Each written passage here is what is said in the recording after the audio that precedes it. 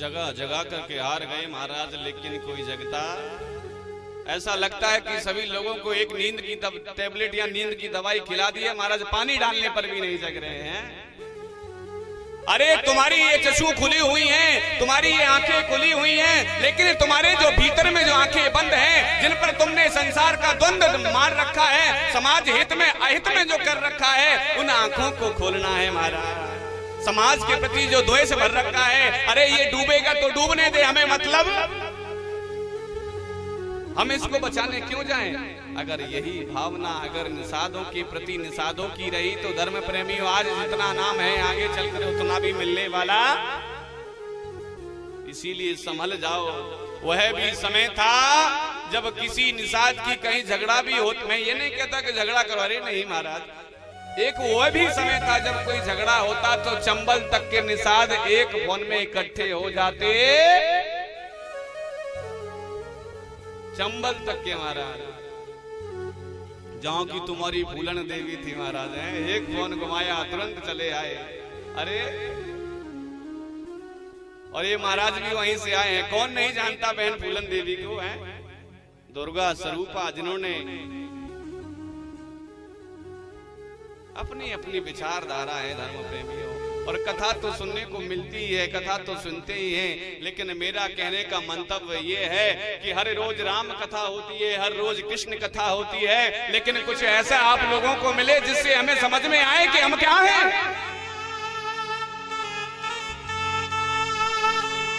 कल मैंने सुना कि महाराज जी, अरे तुम तो निषाद कथा नहीं कर रहे, 4 दिन निषाद कथा की है, फिर आपने कृष्ण कथा को ले दिया। अरे मैंने कहा भैया, जिस भूमि पर बैठ करके आप निषाद कथा श्रवण कर रहे हैं, वह भूमि कृष्ण की भूमि है, वह भूमि कर्म भूमि है, वह यमुना का पवित्र किनारा है। यहाँ बैठ करके थोड़ी कृष्ण की चर्चा हो गई तो कौन सा गलत काम हो गया है? हमारी माताएं गाती हैं कि जिस भजन में राम का नाम ना हो उस भजन को गाना, लेकिन इस कथा में राम का नाम है महाराज। निषाद कथा से राम कथा ऐसे जुड़ी हुई है मानो कि शरीर और प्राण। लेकिन हम लोग समझ पाते नहीं। धर्म प्रेमियों, एक कथा आती है, व्यास जी कहते हैं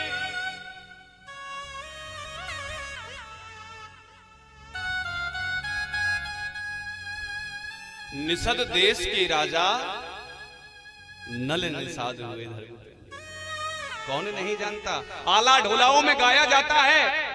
हरि राम गुर्जरों के ढोले आप बाबा लोग सुनते होंगे महाराज, बहुत सुना होगा, लेकिन आपने कभी जानने की कोशिश की कि ये राजा नल कौन है? यह धर्म प्रेमियों, ये भी कोई निषाद पुत्र है, यह भी कोई नहीं, ये निषाद है, निषद देश का राजा। इसका प्रमाण यदि हमें देखना है तो शिव महापुराण की कथा उठाइए, उसमें इसका वर्णन बड़े विस्तार से दिया हुआ है धर्म प्रेमियों। निषद राजा बहन के 2 पुत्र हुए, पहले भी बताया। बड़े पुत्र हुए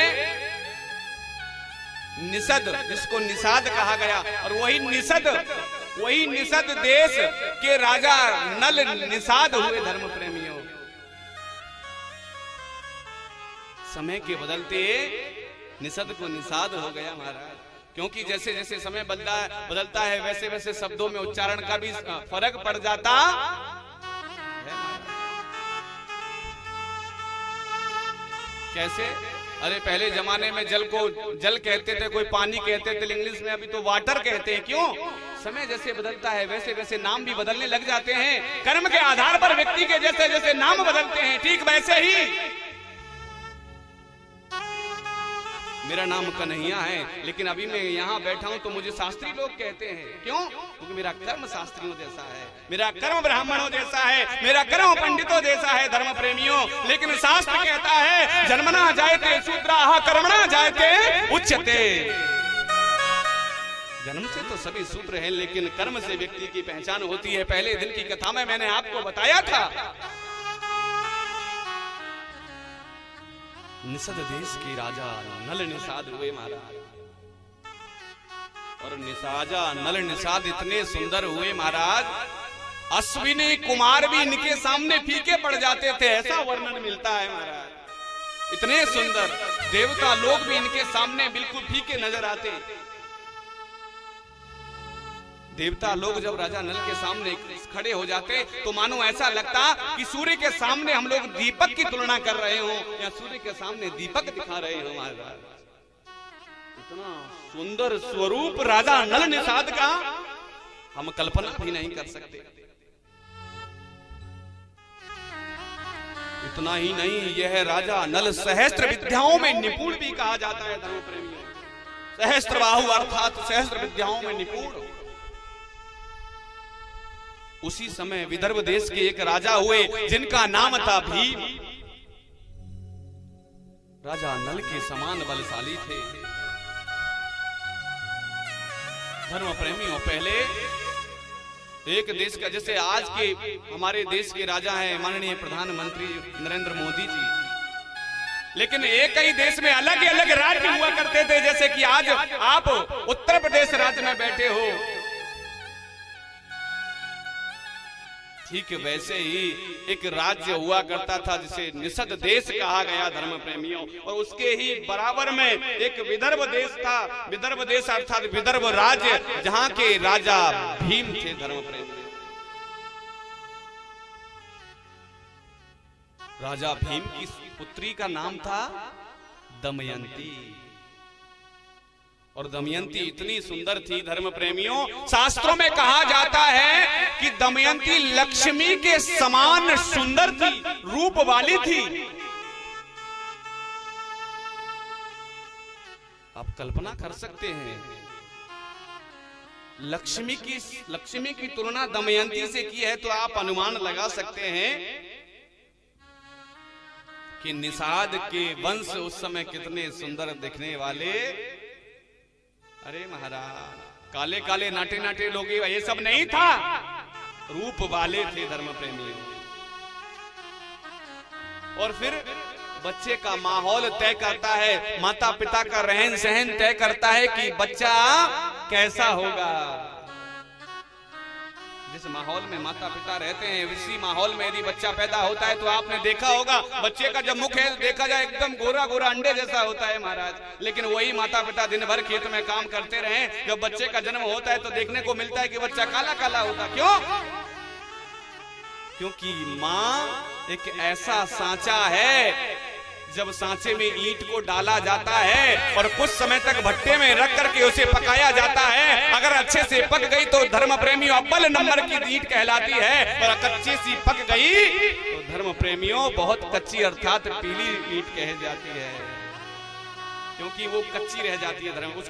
उसका रेट कम हो जाता है, लेकिन जो ज्यादा पक जाए उसका रेट हाई फाई हो जाता है।